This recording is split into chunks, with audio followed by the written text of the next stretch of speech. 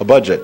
As many of you know, we recently switched to a calendar year, fiscal year, so for many years the budget was done after the first of the year, but this marks the second year that we'll be having a budget that is January 1 to December 31. The City Council will be receiving the proposed budget on October 12th. So in this lead-up time prior to October 12th, we're going through a series of outreach efforts to have members of the Evanston community provide input on the budget as we prepare it. This past Saturday, we had city staff around at 3 locations throughout the community, at the Robert Crown Center, at the Levy Center, at the North Branch Library, and at the main library. We were there for 3 hours at each location and saw about 100 people and got their input on issues with the budget, which we'll be sharing with the City Council here at a later date. We've also started something new on our website called Mind Mixer. It's a program that many communities around America are using, something similar to what we did with last year's budget, that allow people to make their own suggestions and then have others comment on that. So for those who are interested, they can go to our website at cityofevanston.org and you'll find the link to our Mind Mixer site for that. Also, we're encouraging people to provide input to us by calling 311. By sending letters here to the City Manager's office at the City of Evanston, 2100 Ridge Avenue, Evanston, Illinois, 60201. Also, they can send us an email at budgetinquiries@cityofelvanston.org or info@cityofelvanston.org. And then the last piece of our outreach is to have a public meeting, and that is what we're having this evening. We're going to be providing a brief overview regarding the budget in sort of a macro sense, and then at the conclusion of that, open it up for questions and comments. We'll record those questions and comments and compile them with the other comments we're receiving from the other ways that we're doing outreach. This all will then lead up to the budget being released on October the 12th.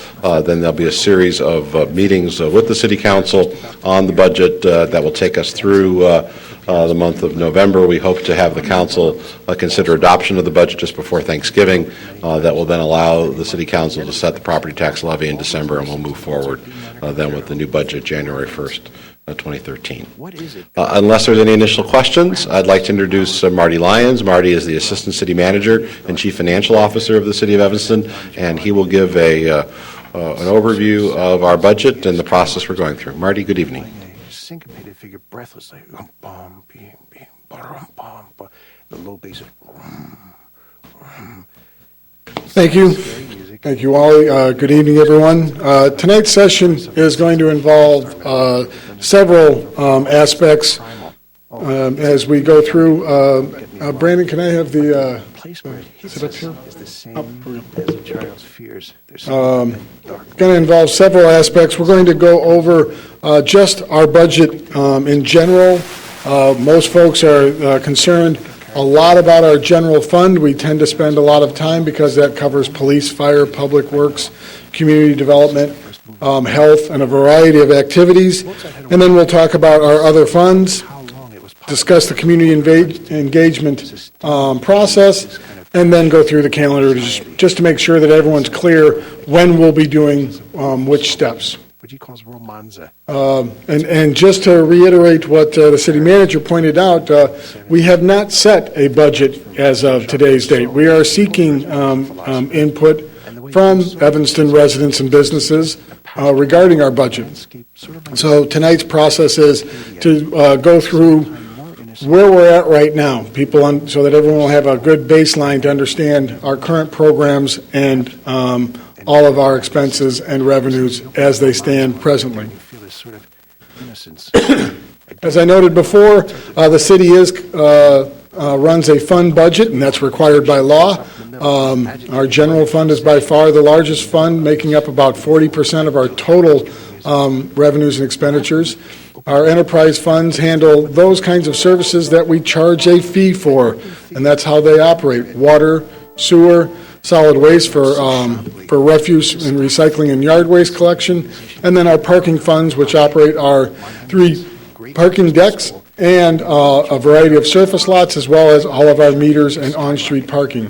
So that's the opening of last. We also have capital improvement funds that track many of, if not all of our capital projects that are not in our enterprise funds.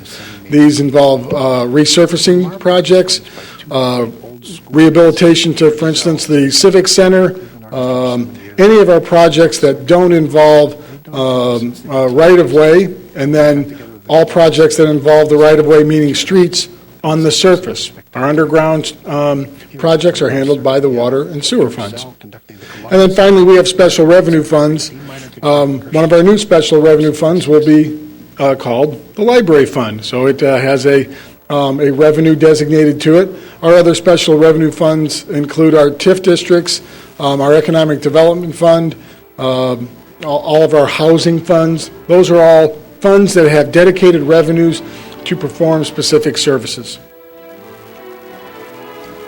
And then finally, we also have our debt service fund. We only have one all-purpose debt service fund, although we do track other debt within our TIF districts and within our enterprise funds. That's required of us. The debt service fund tracks our general obligation debt that is funded by property taxes. Our internal service funds, our insurance and fleet funds, that's actually 4 operations: our risk management and liability insurance, then our benefits insurance, so health care for employees, and then our fleet funds have now been split into 2, and one is for fleet maintenance, and one has become a capital sinking fund, our equipment replacement fund. We found that we were having too much of our equipment replacement dollars eaten up by maintenance. So we decided to split those out so that we could start tracking dollars dedicated directly for replacement of vehicles versus maintenance of them. And then finally, we have our trust funds, the police and fire pension funds, which we spent approximately an hour and a half last night discussing for the annual actuarial report. And those funds provide pension benefits as so stated for sworn police and firefighters. So where are we at in our process? In August and early July, we received all of our requests from our departments. This year we asked our departments, because of the state of the economy, that this was to be a no increase year, that we wanted to have all services remain at baseline. That's as optimistic as we've been in 3 years. The previous 3 years it was decrease, decrease, decrease. We may still be looking at some kind of staff reductions, but from what we asked from departments was steady as she goes. The yellow area, as you can see there, budget preparation and citizen engagement. This is our meeting tonight. We will also carry on our engagement process electronically. The council has multiple meetings, and at those meetings, citizen engagement is a part of the agenda at those meetings. After we go through our initial engagement, the budget is, as the city manager pointed out, it goes to the council in October, and they will deliberate from October all the way up until the second meeting in November. We will hopefully pass the budget on the second meeting in November, and one of the things that we've also done, although not listed up there, is we'll also be passing the tax levy at a similar time. One of the differences is the tax levy is done by ordinance, the budget is done by resolution. So when we have, if they're both introduced on the same night, the budget will go forward with the tax levy included in it, and then the tax levy ordinance will be adopted at the next council meeting. And this is, just from a transparency perspective, this has been a great feature in that we now set a levy in December, collect it immediately within the next year, and it goes to those services. That was not our process in years past. We would set a levy in February, not levy it until December, and it would be the collections would actually occur in the following year's budget. So we have corrected that issue. Because we moved to December fiscal year. Correct. So how big is Evanston's budget? We are at $258 million across all funds, but I would note that that includes all of our internal expenditures, meaning funds we pay to ourselves for accounting purposes. As a good example, our fleet fund has a $5 million budget that gets no money from the outside unless it's a grant. It's all paid in by the departments for the maintenance of their vehicles. So so the expense is charged in the department initially, and then it's spent out to, say, a parts store for parts or other equipment. So when we say our gross budget is $258,000, that includes all of our interfund transfers. We have 31 funds, and as we noted, I said before, the library fund was new, but it's in place this year. And the Dempster Dodge TIF is the new other fund that we'll be looking at, and depending on whether or not final approval of the Maine Chicago TIF, that also could be a new fund, but it may not have much activity in 2013 as the assessed values will be based on a different year than the Dempster Dodge TIF. So our general fund, $84.4 million. It handles all of our operations, as I've noted, and we did have this year an amendment to the general fund of approximately $2 million in expenses, and that amendment was paid for by reserves accumulated from the prior year. So in 2011, we came in under budget by $2 million, and it was the council's decision to send $1.25 million to accomplish, for the most part, streets, and $750,000 to try and catch up on our fleet purchases. Our water parking and service operations, as I noted before, those are all independent funds, and they track both their operating and capital separately. So where are we at with revenues? The last slide, if you note, was expenses. And again, if you took the $2 million in the amendment out, you'd see we had a balanced budget last year. So when we look at where do we get our revenue, you see that sales tax is our largest source. That includes our home rule sales tax. And if you look, property tax now at $12.3 million, that's at that level because the library fund now has its own proration of the property tax. If that was included, and we'll get to this later, but if that was included, we would be at about $16.2, $16.3 million thereabouts for the combined property tax, making that just a little bit higher than sales. But as you can see, there are a variety of other revenue sources that are economically driven that we depend upon to keep property taxes low and for the day-to-day operations of the city. These taxes are fairly reliable from year to year, although they may not come in evenly month over month.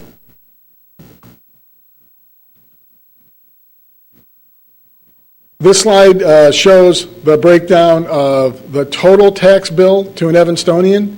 You have approximately 37% going to the elementary school and 27% going to the high school. By far, that's almost two-thirds of the total tax bill in the city is at 21%. Several other smaller taxing bodies, I say smaller, but they, for the most part, other than Evanston Township, they have a much larger taxing area than the city. So they're grabbing a small piece of the pie, but they're grabbing it across the whole county in many cases. Our net adopted levy by fund is $42.5 million. When we say net adopted, that means that it is excluding our loss and cost. That is an allowance of 2% that we're allowed to put in for uncollectible or uncollected property taxes. So that's the amount we feel we need across all funds to operate. And as you can see, general fund at 32%. The combined pensions, this is something we started doing last year, breaking out IMRF as a pension since we do fund police and fire through property taxes mainly. We also put the rest of the staff's pension fund on this chart. You can see that those total up to 40%, and then debt services 28% of the total levy. By the way, if anyone does have questions as we go through, feel free. This historical chart, as I pointed out earlier, the combined general fund levy is approximately, is just over $16 million. Although you see this increase from 06 up to 2011, and these are levy years. So that is the 2011 levy collected in 2012. So when looking at that, nearly all of that increase is associated with pension and debt service increases. The general fund tax levy has remained largely the same over that time frame.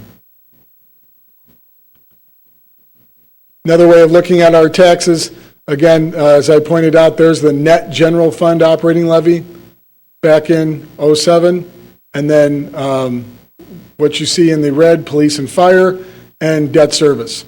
That add those three graphs up and you'd have our prior chart. So what does this mean to an Evanston taxpayer? How do we compare with other communities?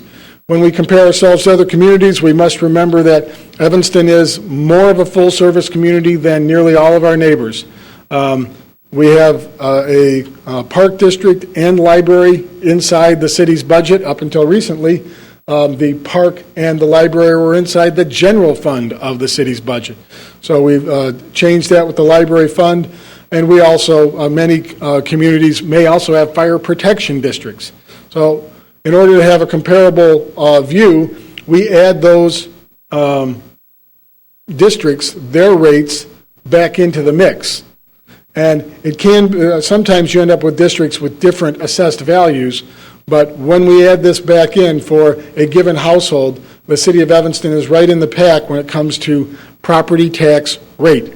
And if you look, all of those are Cook County communities, so this is not comparing us with DuPage or Lake or any of those counties that will have a different tax rate system.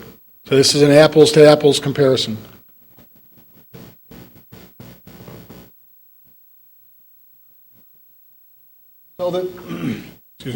So where are we at year to date?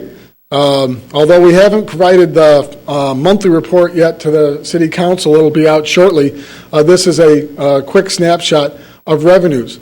70.5% at two-thirds of the way through the year. So we're running about 4% above budget on the revenues. And why are we doing that? If you look at the very first line, that is the tail of the tape.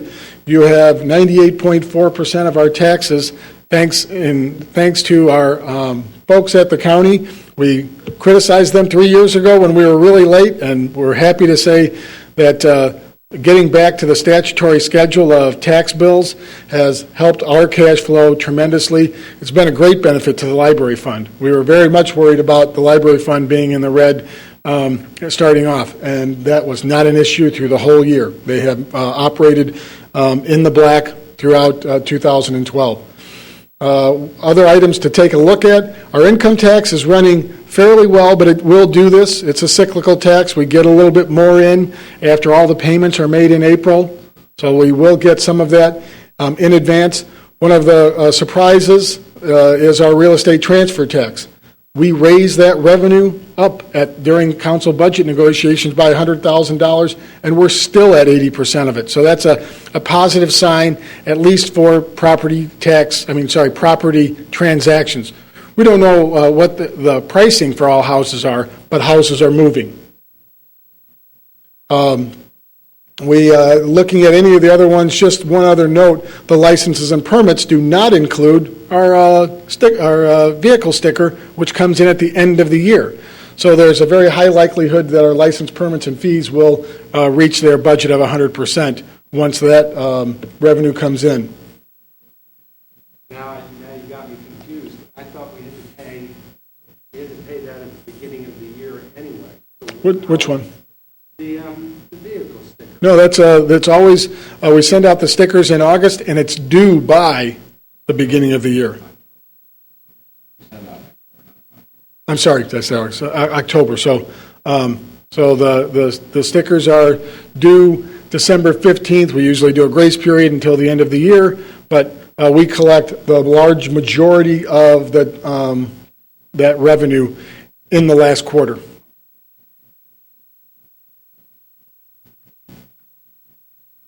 Just a different look at, so we're back to expenses.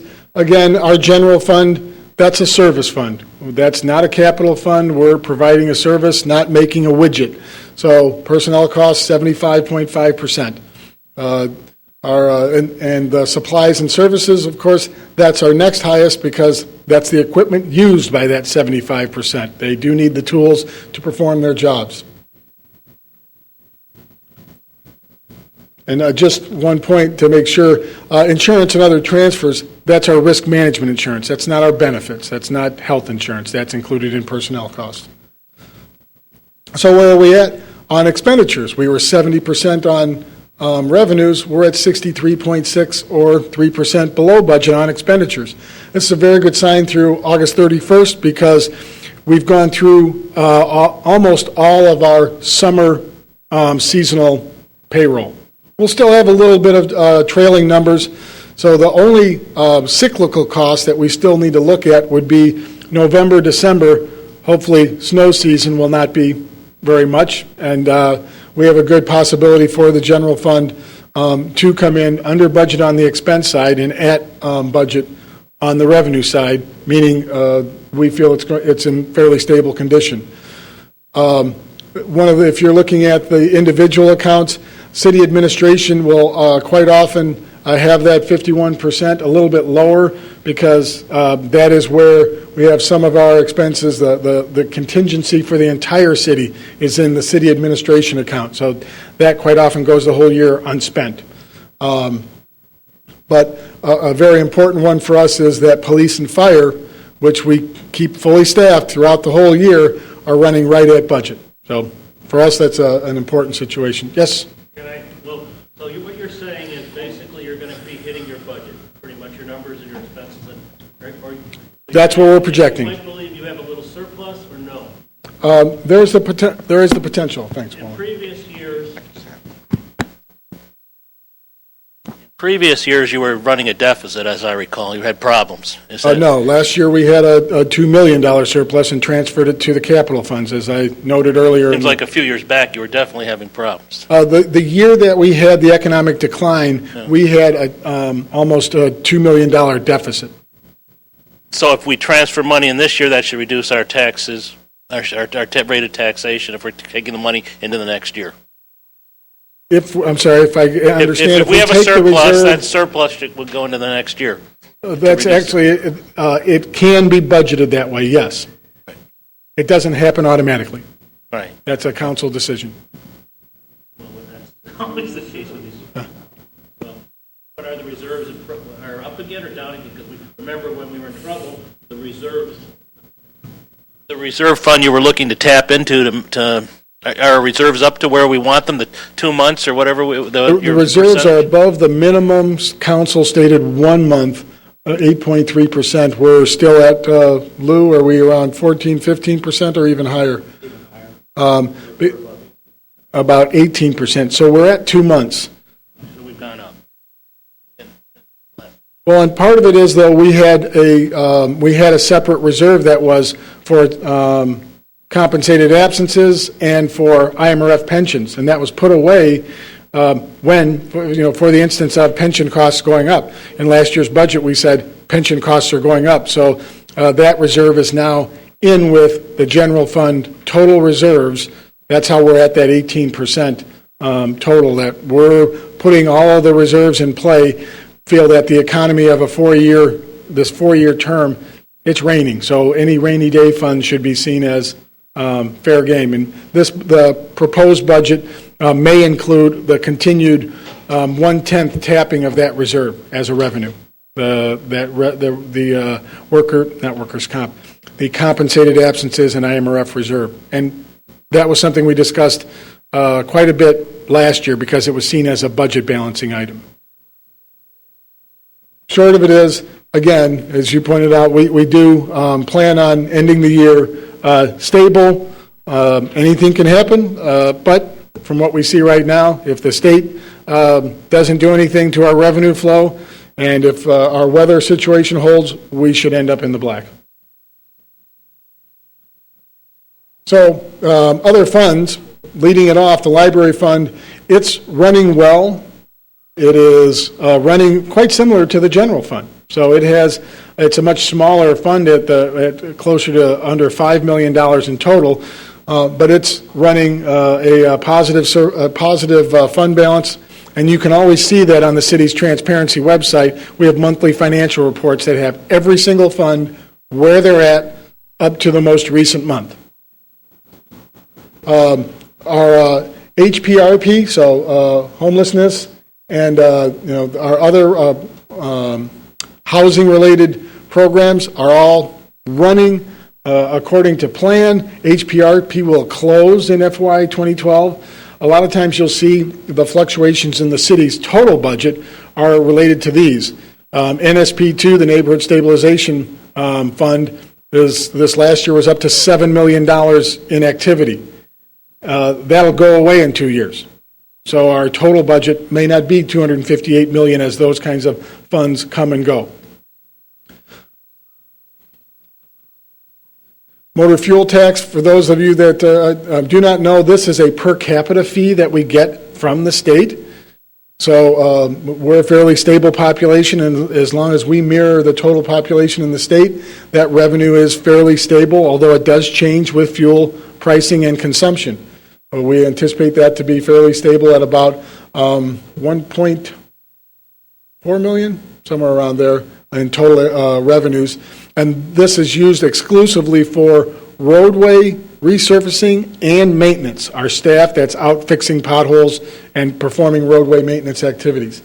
Our ETSB, ETSF fund, this is the 911 surcharge that is on every phone bill.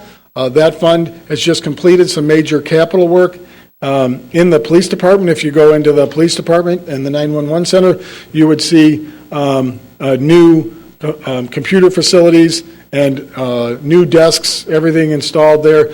It had been many, many years since there was any upgrade to their facilities, so this was very much a needed improvement.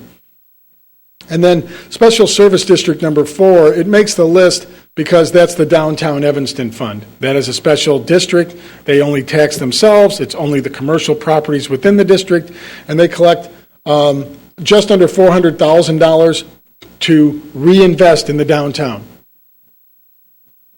Quick question on the, go back a slide.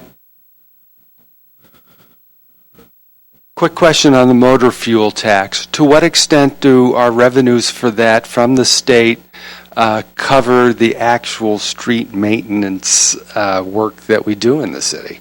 It probably covers a little less than 30%. For instance, this past year, or this coming year, we're right in the middle of doing the evaluation of capital, and we have a projection of $1.8 million in roadway improvements, maintenance, to be funded through general property taxes via a bond issue, and slightly less than that to be funded from MFT. And then we also, as we do water and sewer work, because the water and sewer fund would tear up the street as they go, they're also able to help fund repaving a street. And sometimes we don't pave the whole street if they're only doing a small section. But when it's feasible and it's not costing any different, the water or sewer fund would pay for repaving the street because of its construction when sewer pipes and water mains are reconstructed.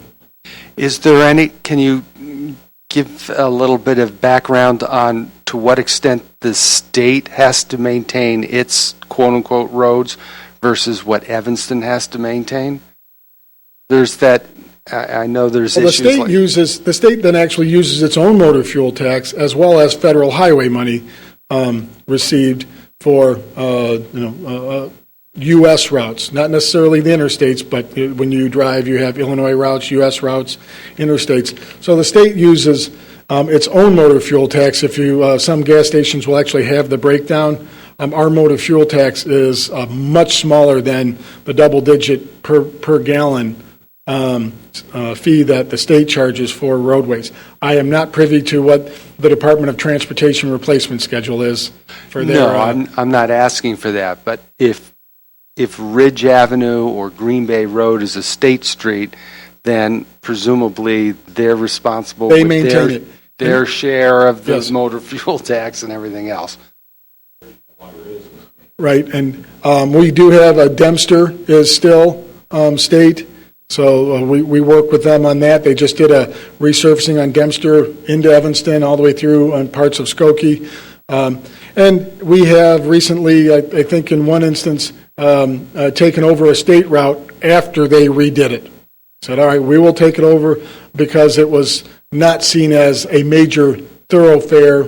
I should say, in this case, it was Sheridan, so a very busy road, but we kind of, Sheridan, where it was redone, is a destination as much as anything, right in front of Northwestern. And McCormick, I think, too, some section of McCormick. Yes. I think Mr. Thank Iskey you. had a question. Okay. Again, special revenue funds, community development block grant. This is, we use this for our rental rehab, a very important part of our housing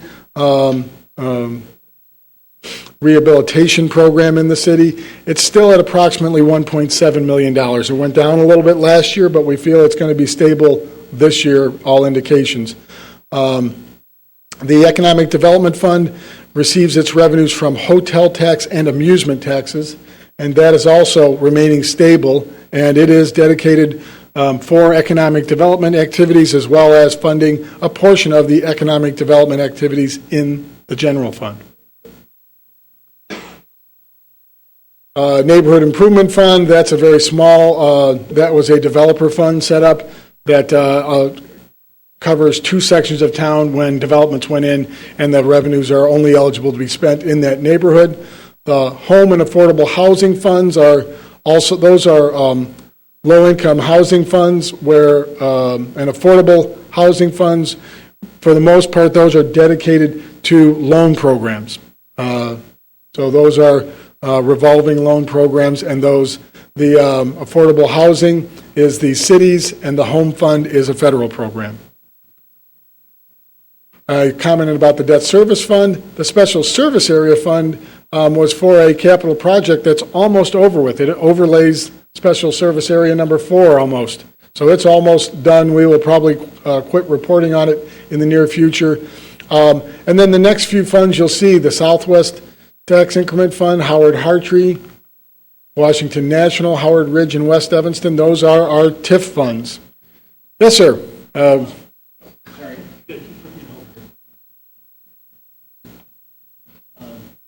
I believe at last council meeting, the statement was made that the TIF funds, that there's lower lower revenues, lower property values in these TIF districts, and I'm wondering how much that's going to impact the revenue, because you've borrowed against these things and you're running all these projects, how much that's going to impact these things to pay off the debt. It will have an impact on future projects. We haven't gotten the final assessment yet. We'll be talking about that with the council. We know that the two funds that will be affected most will be the youngest TIFs, Howard Ridge and West Evanston, because those are the ones where their assessed value is closest to the frozen assessed value anyway, so any decrease in the assessed value really cuts back on the revenue. Now, we just opened this one TIF, we just opened at that shopping center. It's my understanding we're borrowing money against that TIF. We haven't yet. No. But you were planning to borrow money. The city council approved a resolution that indicated that they would consider borrowing up to $2 million. But that's correct. That's correct.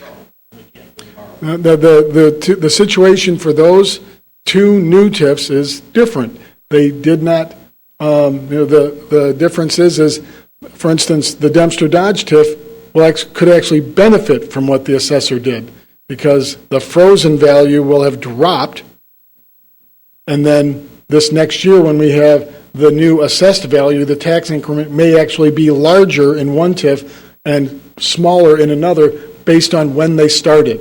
And our, if you recall, when we were adopting the TIF, we were mindful of when the assessor was going to come out with the new property tax rolls, because once that list rolled over to the next year, the assessment would change. We already knew that in the new year, which would have been Marty, we went from 10 to 11, right? Yes. So we already knew that the 11 had been appealed, so we knew that it was going to be less. So the base year or was going to be less. So the base year is more than the next year was. So as Marty said, I mean, we're going to see more money coming out of that than we might see from other TIFs, largely because of that differential. So that happens at one time, but in the future, if property tax values stay fairly flat. But we're starting from a lower base, and so from that perspective, we think that's a positive. That's Borrow against it might be a problem because you're not going to get the growth. And at this point, the city council has not approved any borrowing other than a policy statement that $2 million would be the maximum they would consider in the first 7 years until the Dominic's lease was up. So there's been no further action with that. And the city has also, at least in the past more than 10 years, the debt issued in the TIFs has been level debt, meaning that the debt wasn't, we didn't end load the debt counting on a tax increment to grow with the debt service. And if this would have happened to us and we had done that, yes, we would have had issues because the debt service would have grown, the tax increment would drop a little bit in that year, and that would create a problem. The city has been more conservative than that and has not end-loaded its tax increment financing debt. The Capital Improvements Fund, as I noted before, this handles all of our capital projects that are above ground and deal with facilities. It also it doesn't include. We note that it says tax increment financing. It's those not funded by TIFs or enterprise funds or special revenue. In case, for instance, the library might want to do a capital project and it'll be in the library in the future, not in the city's general capital improvements fund. Funding for this, in this fund for these capital projects is debt financing, so in short, indirectly property taxes.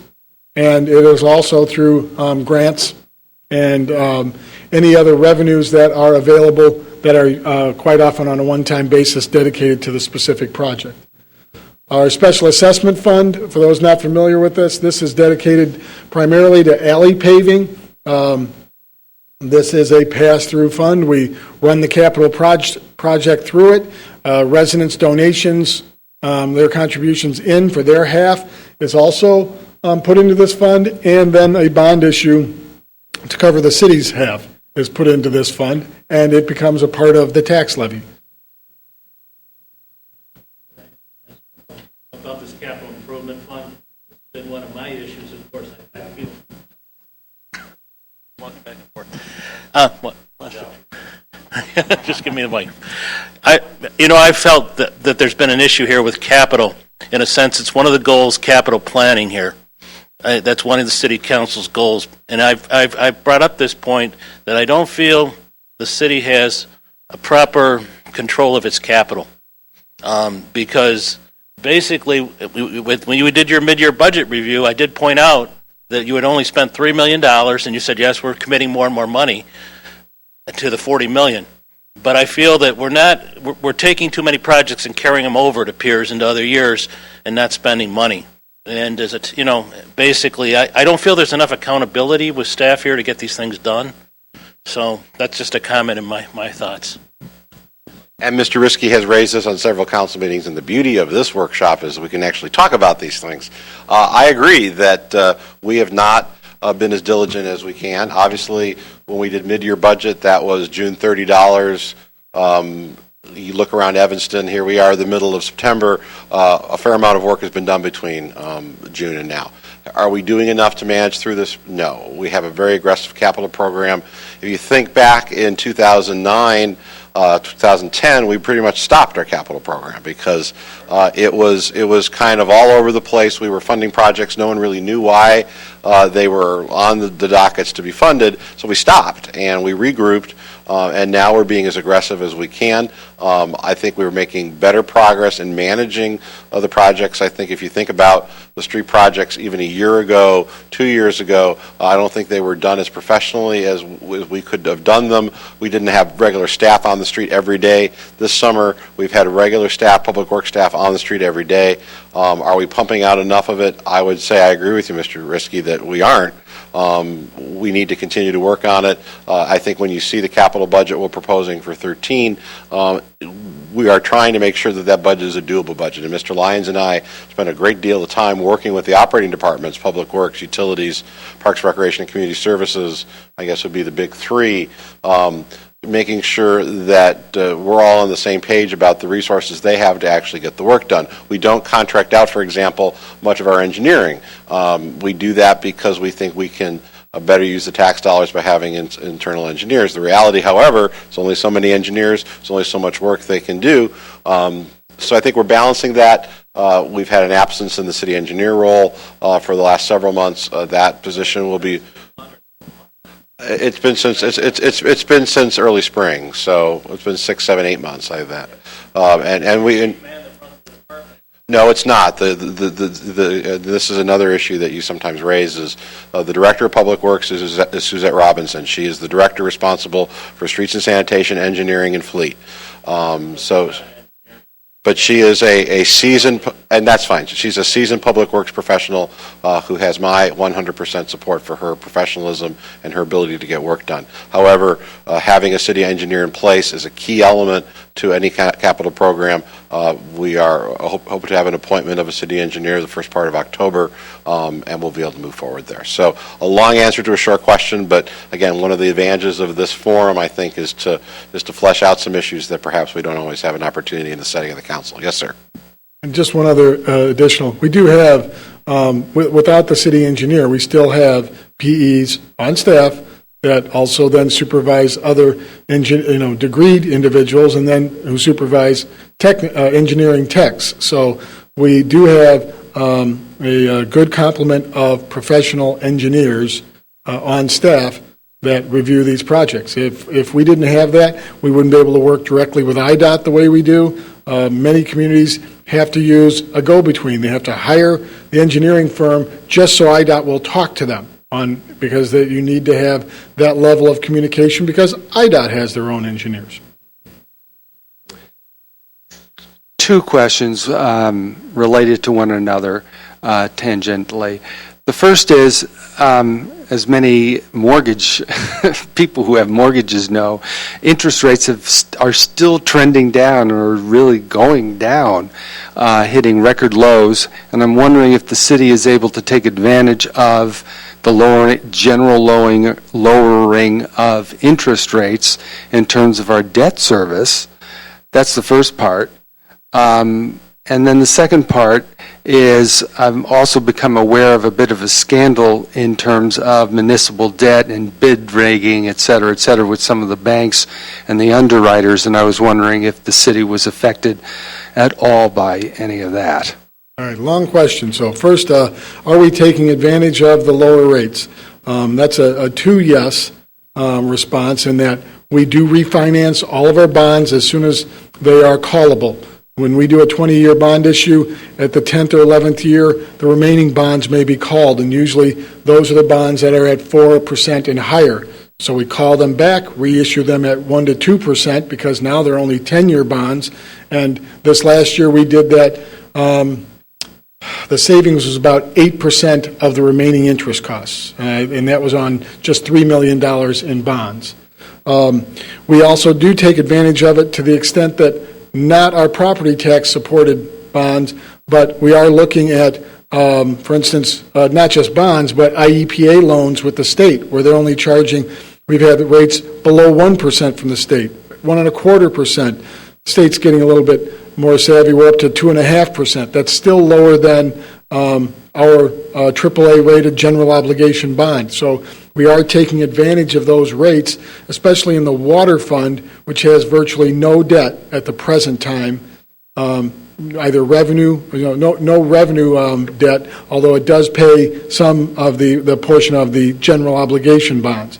But again, our water fund is in excess of $100 million system, so some level of debt is prudent, just as you look at the same idea of your household or how you would do your finances. And then we're not quite, we have a long question here, Mr. Risky, so how are we not taking advantage of it? We aren't able to issue more new debt on the property tax supported side. We are committed to reducing that property tax supported debt, so we're not able to take advantage of that. And with regard to the scandal that you noted, yes, we were involved with that. Some of our bonds back in the early 2000s, we did issue them, so we are participating. Our law department is working on it. We don't feel that it's going to be millions of dollars back to the city, but it could be minor amounts wherein the banks were taking the highest rate they possibly could get on the daily investment rate and not giving it back to us. So that was the And we've recently received some correspondence, and I forget, I don't want to name the bank. It wasn't Bank of America because we've already settled a similar issue with them about 18 months ago, but another bank, and the order of magnitude of our portion of this class action settlement was like in the $35,000 range. So. Not very large. And Mr. Lyons, I think you're almost done. So perhaps if the four of you would be kind enough to allow us to be complete. We're hoping to spend no more than 2 hours on this event this evening, and so we're ending hour one here shortly. So, sure. Mr. Lyons, maybe you can finish through that, and then we'll open it up for questions and comments, and then wrap up. I've already talked about these funds as far as what they are, and that's all this slide 23 points out. The internal service funds, I also noted, and as I pointed out, we really have three funds. The insurance fund is still combined, although we have two programs within that fund. But again, those are funds that have, unless it's a grant received, they have no revenue other than what the other departments pay to them to manage a given program. So those are not tax or fee or otherwise supported funds. We had a very long discussion regarding the trust and agency funds of fire and police pension. The council is committed to funding according to our actuaries' recommendations at a minimum, and our actuaries' recommendation is above $3 million higher than the state's minimum required contribution. So the city is aggressively pursuing funding at the proper level for our pension funds. So all funds, again, this points out 10-11 was a full year, 11 was our 10-month year. We're still down a little bit as far as staffing, but we're trying to be as stable as possible to preserve services over the long haul. I mean, this has been, as much as possible, a steady as she goes approach as the economy recovers. And I'm very, happy to point out that, our enterprise funds and our operating fund have held the line on their fund balances. The sewer fund, we proposed a long-term refinancing that helped it out. This past summer didn't hurt the water and sewer funds either. So again, we talked about this graphically, so I don't see the need to go through that slide again. You all saw it graphically. We're in good shape through 8 months. We don't see any major snags in our funds, so don't see the need to belabor that. So for 2013, revenues still aren't growing. I mean, I wish they were. Our economically driven revenues, we're looking at 1.2%. So that's not a lot, but it's not going down. And that's a good sign for us. That includes sales tax, income tax. So it's important to note that we have modest growth. But we did settle our contracts, and in those contracts is approximately between 2 and 2.5% increases in wages. So we have to account for that.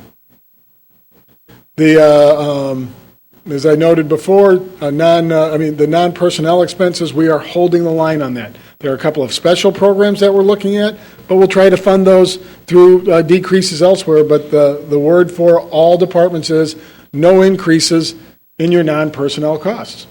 Hold the line. Revenue enhancements that we've talked about so far go along the lines that you all have been involved in our citizens engagement processes in the past. We are looking at what would happen if we raised recreation fees. We were worried last year that might get us to our diminishing marginal return. We have a record year for participation at our recreation facilities. So we'll be looking at that. We don't want to do anything that will be counterproductive to the business cycle, so we will be very mindful of that. So again, not much on the front of increases in revenues from an economic standpoint. Let's see if I missed anything there. I don't think I did. So again, we have tonight's meeting, and on, let's see here, we had the September 15th. I had the luxury of being out on Central Street with Lou Gergitz. We had two other teams at various places. We probably handed out 100 flyers on Central Street. Ours were a lot more quick talks, except for Mr. Mike Vasilko, who was there at the start, and we had a little bit longer discussion. So we'll take all that information and actually post it to the web. Even though we got it all verbally, we'll post that to the web. And then as we move forward, just to remind everybody that this is how you reach us on the web, by email, Facebook, Twitter. Those folks who don't want to bother with the computer, call 311. They will enter the comment, the concern, and it goes into the same system that produces work orders. So it does not get lost. Those comments will go straight to the budget team. So we will have those, and they will get posted as well. And as the city manager pointed out, we're using MindMixer as also as an outreach tool for folks who are familiar with it. And by mail, city manager's office, anybody who wants to send a letter, we will happily take it. City manager also has an open email box for any types of questions about city operations. So I'll go through the schedule is posted online. So as you can see, we will deliver the budget on the 12th. Council will have a meeting on the 29th. You might say, why is there that gap? The budget's 200 pages plus. There's a lot of information for the council to digest. We will also be meeting, we have the Saturday, November 10th. That's our planned longer meeting, the 4-hour approach to it. At that meeting, we will be talking about the initial release of the tax levy. So according to statute, you release a tax levy estimate, and it has to be out there for, we just looked at the statute. It's got to be more than 15 days. The tax levy, what's that? 20 days. So we will not bring the tax levy back. What's that? Yes, it is. I was right. I just wasn't accurate. And then we have the budget will also, the hearing will be that day as well. So we will have a lot of open discussion and a lot of analysis. The tax levy, that's where we talk about how we came up with the numbers. That's not the night that the ordinance gets passed. Again, we have optional budget meetings, and depending on how we work our process this year. Wally, I don't know if you want to talk about it, but we plan to use the same tool we've used the last 3 years, and it's been fairly effective, and that is presenting the council with a budget balancing worksheet as a part of the proposed budget, where we identify the budget gap and then provide them with options to meet that gap. If the gap is $1 million, we want to provide them with $1.5 million of options so they can pick and choose as to how to meet the gap. And that has been very effective. I think we've had a lot of positive comments regarding that. People understand exactly now, how do you balance a budget? And when city managers used to come up and say, here's the balanced budget, sign here, that didn't really come across as much. I think this is a much more effective process. So the other thing, Brandon, would you bring it up just briefly? Will it let you? I always have to go to 2 clicks. Open hyperlink. Again, for those folks in the audience, please remember to go to the government tab on our website and under budget or under transparency. Either one of those places will provide you with a wealth of information regarding the city's finances, our audit reports, our actuarial reports, our monthly reports, and our budgets. Thank you very much.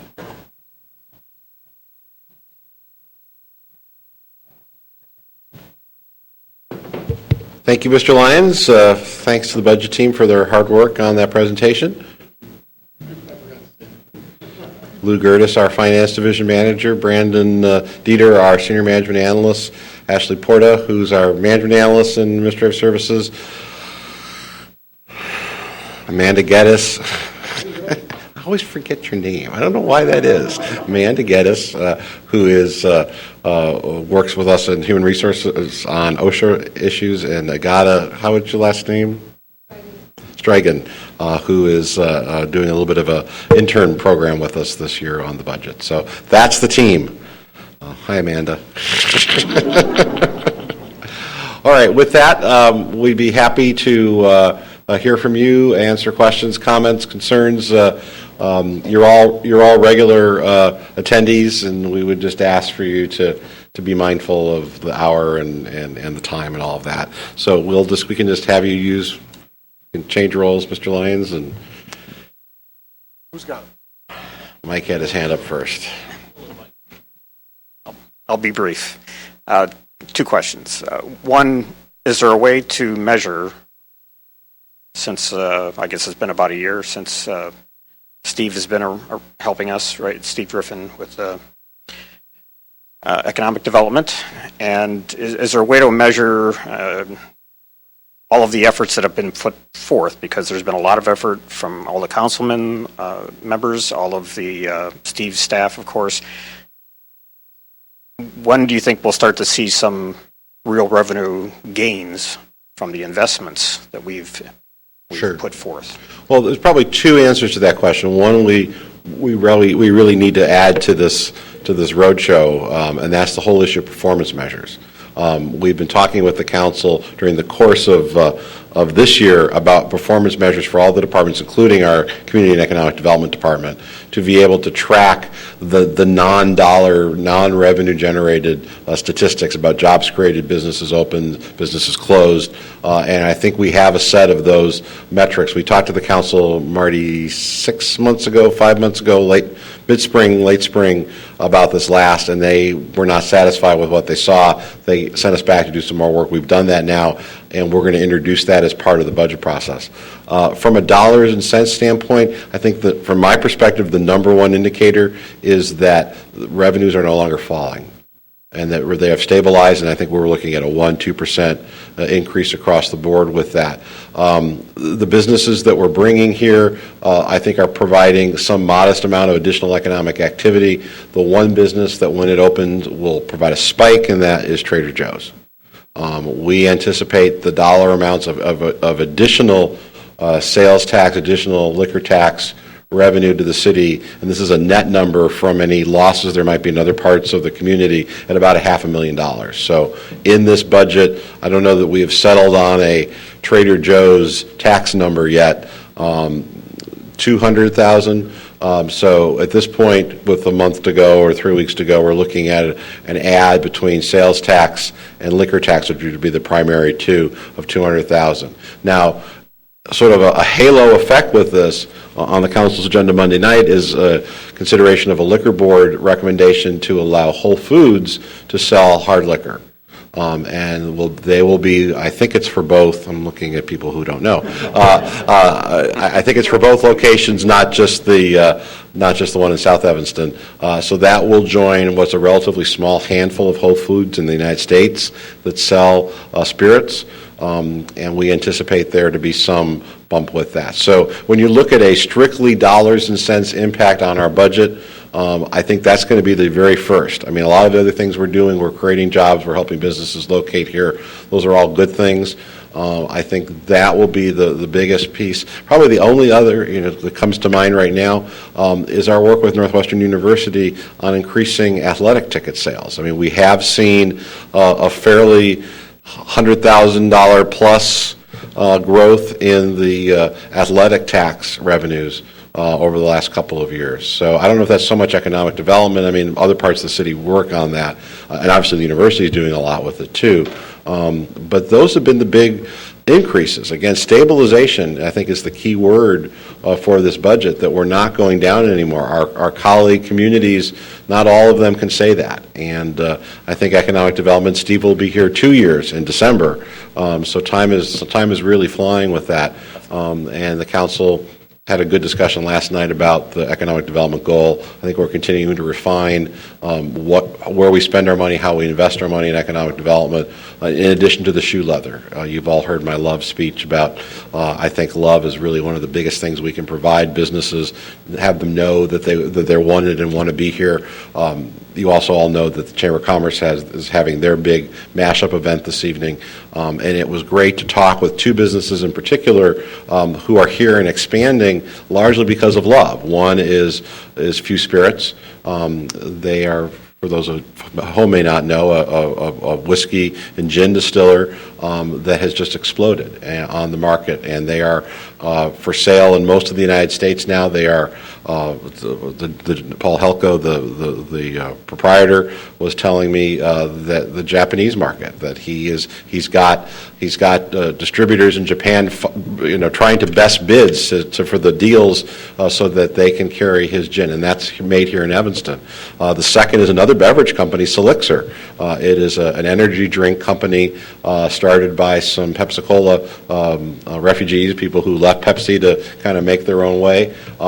Their product is currently not made in Evanston, but they very much want to move their production facilities, which they currently contract through a third party in Minnesota, here to Evanston so that they can actually use Evanston water and Evanston people to do that. So, so there's anecdotal stories with that. We're working with Few Spirits for an expansion, and we hope to be able to announce before the end of the year an agreement with them for a large expansion of their production facilities. We're working with Selixer as they look at spaces in Evanston to manufacture their drink. And they were both at the mashup today, and they were both saying, we love to be in Evanston because Evanston loves that we're here.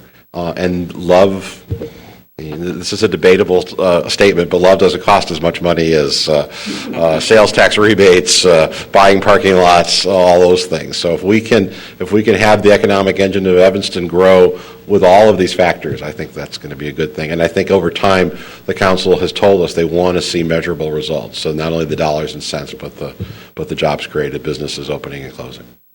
Okay, the second question, I guess, is I was gone from council meetings for a few months, got a little too busy, but brought me back was the article about potentially raising property taxes. And what I've read, what I've seen, what I heard from the actuary just the other night, and what I saw in your presentation, nothing tells me that property taxes need to be raised, except for a few council members who are a little overzealous about wanting to contribute more to the pension fund than we need to, or than what was recommended. So is it your opinion that,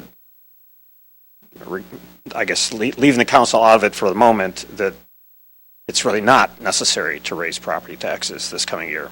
We hope not. I hope not. The issues that really make up where the property tax goes are really threefold. First is for general operations, and we're very proud that there's been no property tax increase that has gone to support any increases in general operations. There have been property tax increases over the last couple of years that have supported two other factors. One's pensions and the other's capital debt. While we've talked about the pension issue, and that remains unresolved as we are here this evening, we've not talked with the council about the capital debt issue, and we believe there's going to have to be an additional contribution above and beyond what we're paying in 12 for capital. So our challenge is to find a way to not pass that along in the property tax, because the practice of the last 3 years has been that the property tax increases that we've had have been solely dedicated to pension increases and the increases required to cover our capital debt. We are working as a team right now to package this all together with the intent of not raising any taxes. Mr. Riskey is a vocal pointer outer, if that's a word, brings to the attention of the council that my phrasing of this is not to his liking, and that there's a total tax burden that residents see. That's property taxes. We've raised the gas tax once. We've raised utility taxes. That you put all that together, that's an overall tax burden will agree to disagree on water and sewer rates, but I think we can agree that there's an overall tax burden. So our goal with this budget is to make the overall number as close to zero as possible. Property taxes being a piece of that. As you also probably know, the council was not able to provide a recommendation to me on the issue of should we fund the police and fire pensions at the actuarial recommended number or at some other number. So they've now put that back in my court to sort out. So staff and I are working real hard to do that. But I think we hear loud and clear there's a sensitivity to all taxes, property taxes. I've heard the argument in Evanston that some people would prefer to have the property tax and not have other taxes and fees because they feel that they can then deduct the property tax from their income tax, and that is some value to them. I would not say that's the feeling of 100% of Evanston residents, but it's certainly there's a percentage of people out there and some members of the council who feel very strongly, don't nickel and dime other things, do it on the property tax, and we can get a deduction. But our goal, and this is the first year since I've been city manager, where I think we're still shooting for it a month out, to not have the property tax raised, not have other taxes and fees raised. I don't know that we're going to make it, quite honestly, because then there's also what other ways do you do to raise revenue? And part of that's reducing expenses. We've already reduced a little over 10% of the operating budget and 10% of the staffing in the general fund over the course of the last few years. No one wants to lay more people off. And so my job is to try to balance the desire to put as much money away we can for pensions, balance our requirements for debt, do all those things. That may not be possible without layoffs. And so we're still looking at those issues too. So a month out, I think we're hearing very clearly from the community, don't raise taxes, don't lay anybody off, just make it better. And we'll do our level best to do that, but the reality is that's a hard thing to do.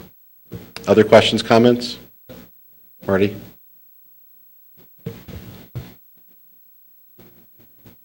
A few more comments and questions. First on economic development. When I was at Economic Development Committee, I raised a comment that we need to be tracking every one of these economic development projects. And it's basically, because you're committing money out of all these budgets to run these projects, and it doesn't appear to me we're tracking these in any organized manner. And what I'm basically saying is, if we have this, I'll use my favorite, the wine and cheese bar, and we have all these funds we're basically taking money from. We're not tracking this. We should be tracking it quarterly or something, where I, as a taxpayer, will know how much you're spending on each one of these funds. So other money isn't going in there, and these things are actually being successfully done. I mean, so like a project update report, yes, so that you could see, here's, Chicken and Waffles restaurant is probably another one we've got brewing. Trader Joe's is another one we've got brewing. I think what would be a good increment, quarterly, monthly? No, quarterly is probably reasonable. Okay. I mean, and I feel, an alderman there basically, of course, gave a sugar-coated statement, and I won't get into that, but I mean, fiscal responsibility is to track these things to show that they're actually doing what they're supposed to be doing, and not an update of just general statements. Do you subscribe to our economic development newsletter, the electronic newsletter we do No. once a month? Okay. No. But if we provided a link on that newsletter quarterly, that would work for you? Yeah, if we were showing that we're tracking these things financially. But I mean, as far as accessing the report. I could go there and Okay, access. great. We'll start a quarterly report. And then my next comment, of course, is water funds and the whole issue here, because we're hearing here, of course, we're in trouble with our capital. As you know, I've made many comments that we take $3 million out of our water fund and we transfer it to keep the general fund in operation. But at the same time, we also know we have 100 miles of water pipe, or 110 miles of water pipe in this community, and we know much of that water pipe is very, very old.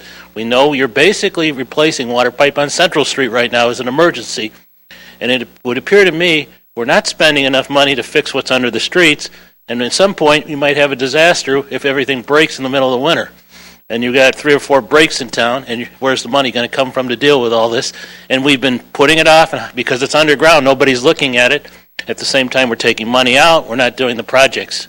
And that's, I think, the irresponsibility of the council for not really dealing with these issues. for a long-term time? I think there's a couple answers to that question. I would agree that we need to continue to spend more and more money on water capital projects. I think our challenge is, how much can we do in any given year? What is the balance of city forces preparing those projects? We almost never do them ourselves. We do the repairs ourselves. So there's absolutely a cost when there's a water main break and we have to call out a crew at whatever hour of the day that break is. That is a cost to the city. And It's a maintenance cost. It's not a capital. Is it a better use of money to try to minimize those call-outs and just spend the money on the long-term capital improvement? The answer is absolutely. So I think what I'd be happy to do is take the comment that, yes, we need to continue to be as aggressive as we can on spending money on water capital projects. I have a utilities director who is always happy to do that. I think it's just a matter of what's the proper amount in any given year. We have a fixed window of time that we can actually do projects, as you all well know, here in Illinois, anywhere in the Midwest, because it freezes eventually, we think, and snows maybe. But I agree, and we'll take that, and we're finishing up the capital budget now. Marty, do you have a sense off the top of your head the order of magnitude of water projects we have? The water projects will continue at the same level. We may have additional funded through IEPA, and then to... And what's the dollar amount, order of magnitude? $3 million. Okay. To address the emergency situation, the water fund, to a lesser extent the sewer fund, but the water fund has a sufficient reserve, and that's part of our policy is to have that reserve in the event of emergency breaks, that we can repair those. And we are redoing the Central Street, and we aren't saying we need to do a rate increase just because of the Central Street breaks. So we did have the reserves to handle that project, and it will get fixed probably sooner than it would have been scheduled, but that's part of our scheduling processes. Well, and the reality is that, we have a 5-year capital plan, and the part we're doing as an emergency on Central Street would have been a regular project in the summer of 2013. So, but I, Mr. Risky, agree, and we'll give one more look to the water capital budget before it comes to the council, and if we can be more aggressive, we will. Well, you made an interesting statement back that you don't have enough city resources as staff. And then my question would be, do we have the right staff here, or do we have staff that we don't really need, and we need other staff here to really do some of these things that are more important? Because I'll be frank, I think many of the goals of the council are fluff, and there are other goals that need to be done where we need the right staff that we don't seem to have here to do these things. And I mean, the council seems to be lost, but that's unfortunately, I sympathize with both you and Marty having to deal with this, but that is my concern. Other thoughts and comments? Could you give us an update on the status of selling more water to other communities? Sure. Because that's been suggested time and time again. Sure. The council approved memorandums of understanding 4 or 5 months ago with the municipalities in Des Plaines, Niles, Park Ridge, Lincolnwood, and then a consortium of communities known as Nimsy-Jawa, which is the Northwest Suburban Joint Action Water Authority. And there are 7 communities that are a part of that. I'm almost positive I can't name all 7, but Schaumburg is one, Elk Grove Village is one, Hoffman Estates is one. It's basically a group of cities and villages in far western Cook County. So we have now an agreement with those communities as well as with the Northwest Water Commission, who we already sell water to, which is Arlington Heights, Palatine, Buffalo Grove, and Wheeling, to do engineering on a pipeline that could serve the 11 communities that we don't currently serve, plus the 4 we do currently serve at a higher rate, and that engineering work is, I think, about halfway finished. I think the goal is right after the first of the year to share with those communities the results of what the cost would be for them to get on a pipeline that would bring Evanston water to their communities. More specifically, when would you expect some effect on our budget from selling Well, additional water? 4 or 5 years? One of the things we have to figure out is how many communities want on.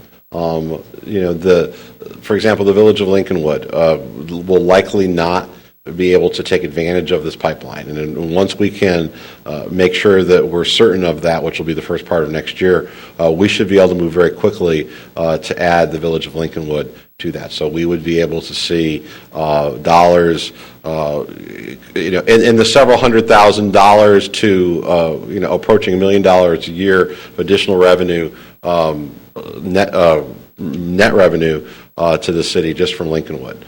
So that we should see, or at least know how that will play out during the first part of 2013. The rest of these communities are going to have to look and see how much money the capital piece would be, and then for them to go through their own deliberative process in their communities, how they would want to bond to participate in that. The 7 communities, the Nimsi-Jawa communities, all work together. They have professional staff currently that receive water at a facility that they have at O'Hare Airport, which is then distributed. So they are, I think, more prepared to deal with a larger project like this than the individual communities between here and there, quite honestly, as does the Northwest Water Commission have their own professional staff. So I think we'll see funds from Lincolnwood during the course of 2013 that will be helpful to the citywide budget.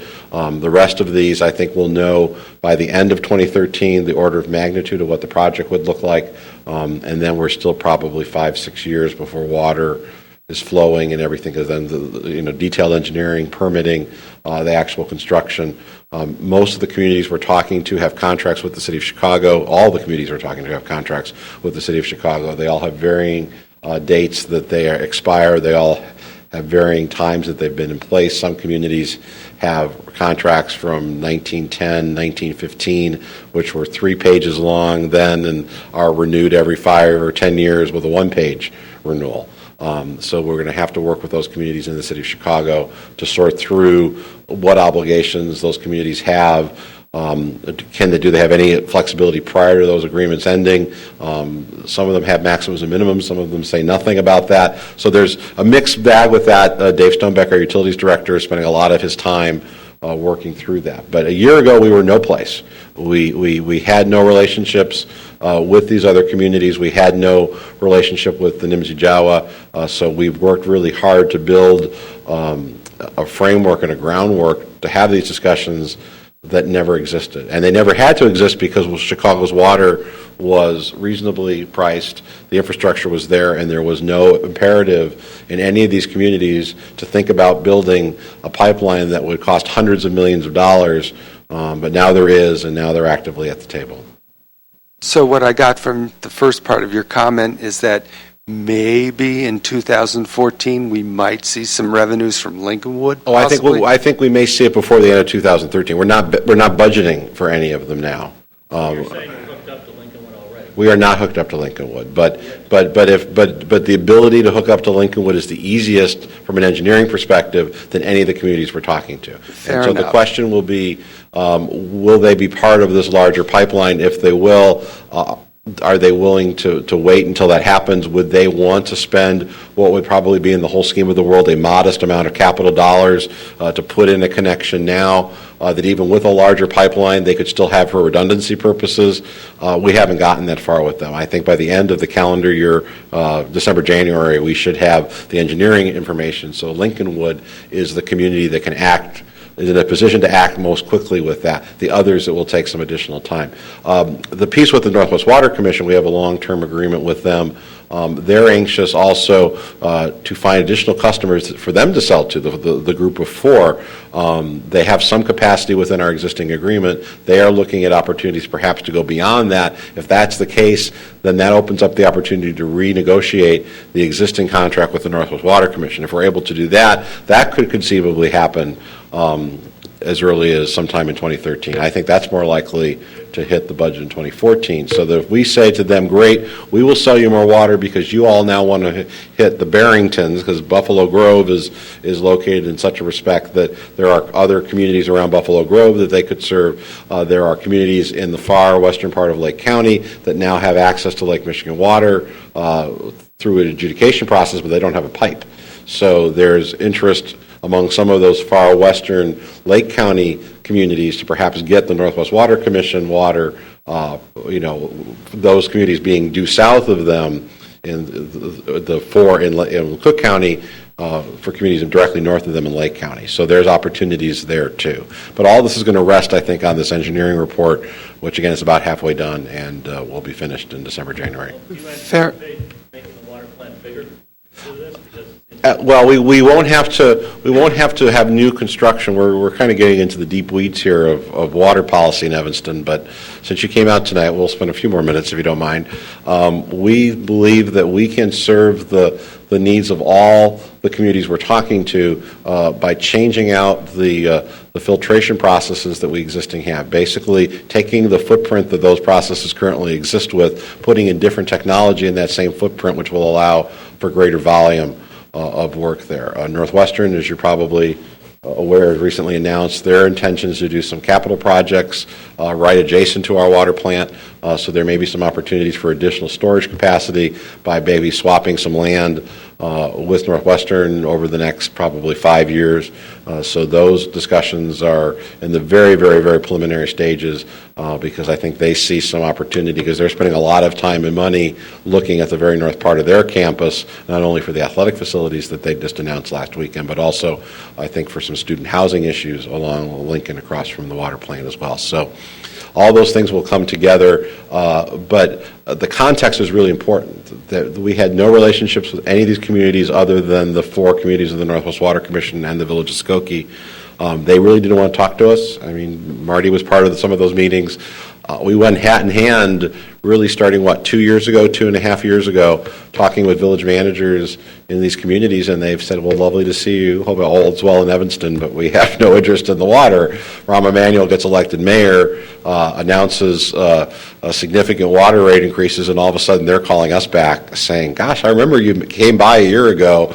My village board, my city council's now asking questions about what we can do to make changes. So that's all just happened really in the last year or so. So things are moving quickly. The MOUs are in place. So we have this formal relationship now with those communities to begin moving forward. Okay, so back to some budget questions. As a taxpayer, I see lots of different lines on my property tax bill, as you showed in the slide. Correct me if I'm wrong, but should I expect to see a separate line item for the library district then?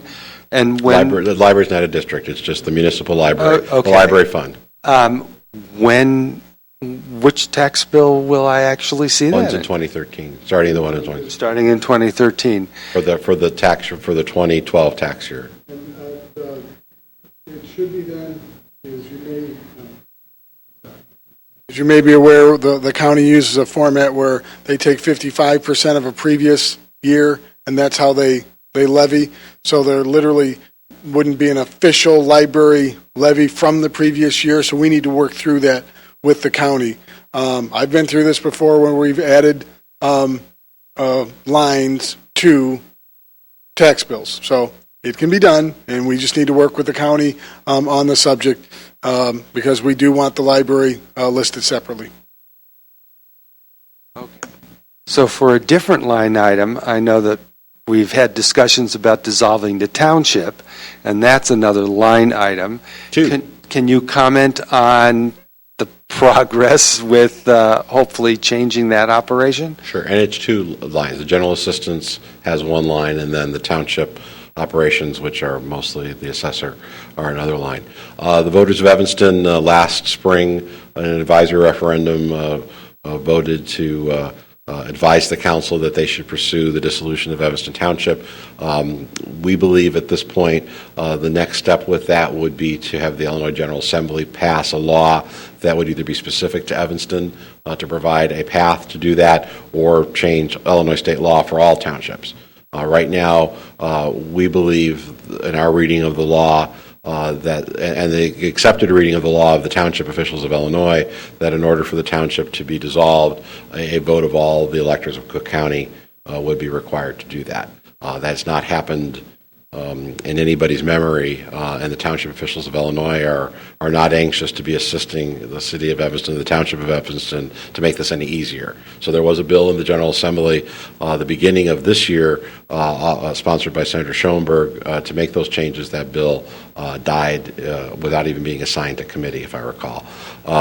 So the legislative path is a difficult one, and I think the City Council, acting as the Township Board, has decided to not press aggressively forward with the Illinois General Assembly on the issue. However, they have asked staff to provide a closer examination of the operations of the township. We had talked prior to the ballot initiative going on the ballot about the opportunity of having those services provided through the city. There would be opportunities to do that even if the township didn't go away.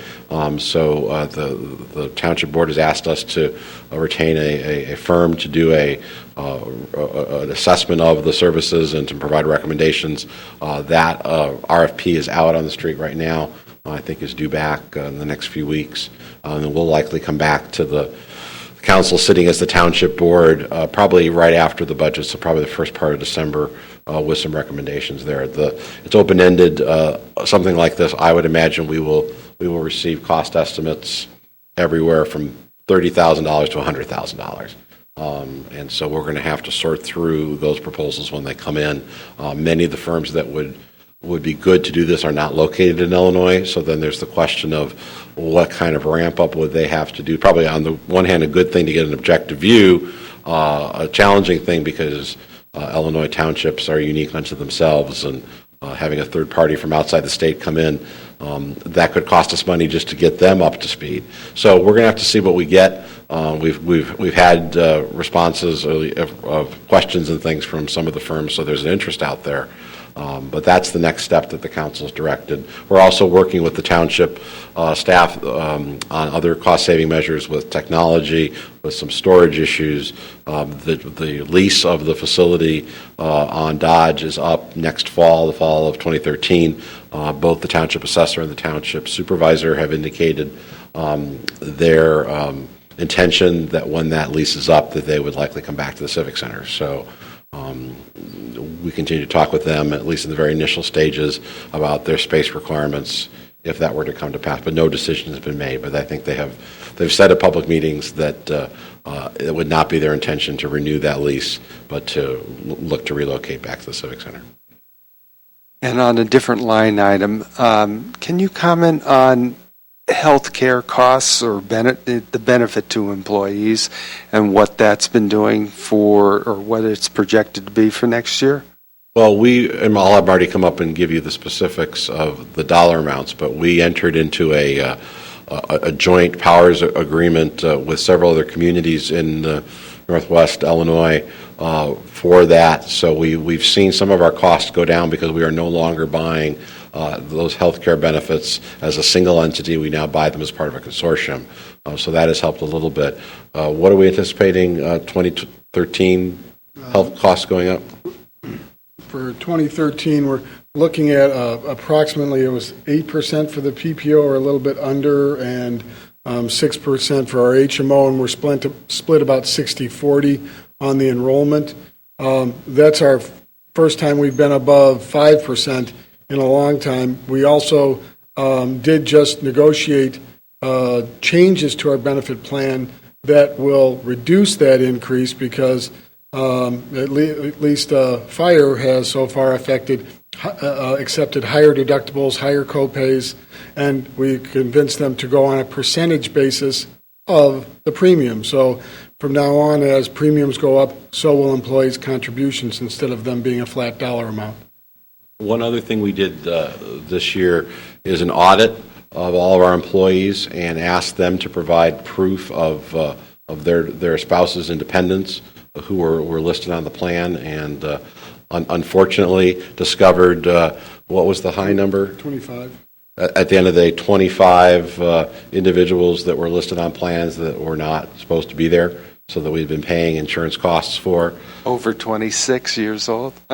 Well, I mean, it runs the gamut, ex-wives. Lots of grandchildren. Grandchildren. So that will save us, what, a couple $100,000? It's yes. a year with that. So we're working diligently. I think this is not an issue that's particular to Evanston, but I think what we've described is certainly more than many of our sister communities around us are doing, and so I think we feel confident that we're at least being as responsible and diligent on the issues of healthcare costs as we can. The other things I think we'll be looking at over time, there will continue to be consolidation of healthcare providers in this area, and I think that if that provides us some opportunities for some different models, working with the North Shore University Health System, working with the Northwestern Memorial Hospital, I think the whole region is going to see that consolidation, and if there's an opportunity for us to take advantage of that. North Shore community just announced today a partnership with the Mayo Clinic. There's a lot of things going on, and I think we're in good touch with those providers that are here in Evanston, and I think if we can find something that makes sense for our employees, that's a different model over the next several years, we will be at the table to talk about that. Two things, Wally. Just briefly, our employees, in the way they're using their plan, because we're self-funded now, we get to track a lot of the information. Our employees over the last year were 99.3% always in the network. So our HMO employees, of course, are in it, but for our PPO plan, they're staying in the network, so we get a 50% discount on all of those claims. And that's a tremendous savings. And as Wally pointed out, to the extent that carriers and hospitals consolidate, that trend where we already have the behavior established is fantastic. And then secondly, we're about to roll out a wellness plan. Firefighters have already had it. And as we head down the wellness program with health screening, we anticipate being able to mitigate and eliminate or prevent those large claims that are the real killer to your health plan. Poor choice of words. Thank you. So one, if I may, one question about the capital budgeting and all the rest. What's the status with replacing Robert Crown? We'll be back to the council Monday night. Thank you. We're asking for permission to negotiate with two firms a final agreement. I'm going to go back to healthcare for a minute. First question you don't have to even answer, but if you're telling me employees basically misuse the insurance, what are you doing? Anything disciplinary or recovering money? Yes. Okay. And then my next question, of course, is one of my favorite topics about aldermen's medical benefits. And the question there's probably two questions there. One, they're not really, the medical benefits are not their compensation. They are a benefit, correct? The last city manager set their payment, correct? They set the price the alderman would pay, as I understand it. I believe the council adopted a category of employees that they would be a part of, and that would be they would have the same rates that our exempt management team would pay. So as those rates change over time, the council will make an adjustment to that. And we've done a little bit of research on that. It, I think, was a minute order, not a resolution or an ordinance. So that is the policy that we're currently working under. So as those numbers adjust, they adjust for the council's. And then I do have another question about medical benefits. Some of these council members are old enough for Medicare, I believe, right? I don't know. Well, if they are they basically not on the city shouldn't really be their primary insurance? Is that, I don't understand that. You have city employees over 65, are they basically? The council policy is that they are eligible for the health plans that we have for our management. If they choose to take advantage of that, then... I'm curious, though, because... Marty?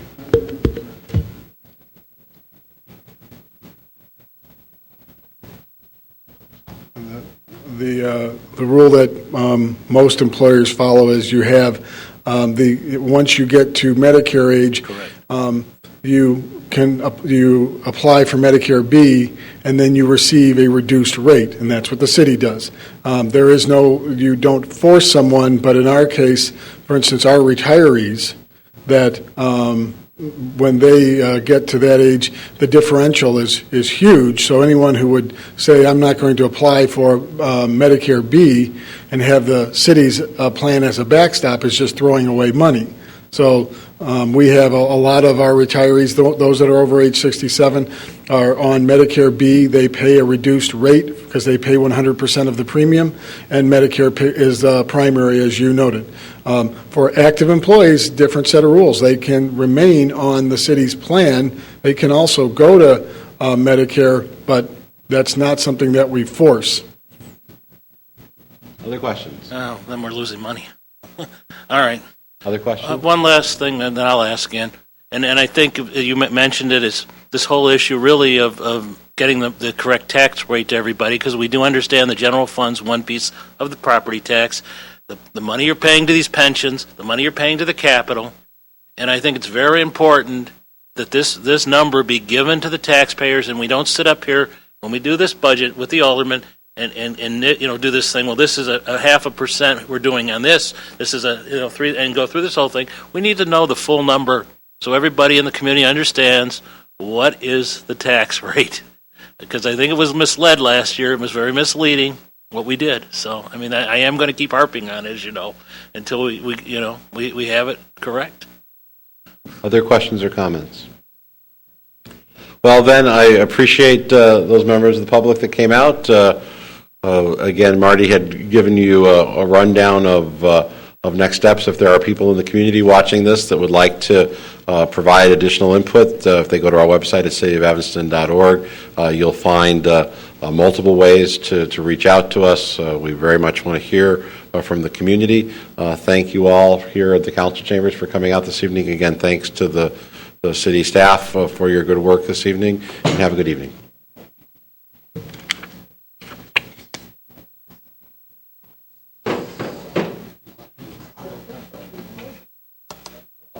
Thank you for coming.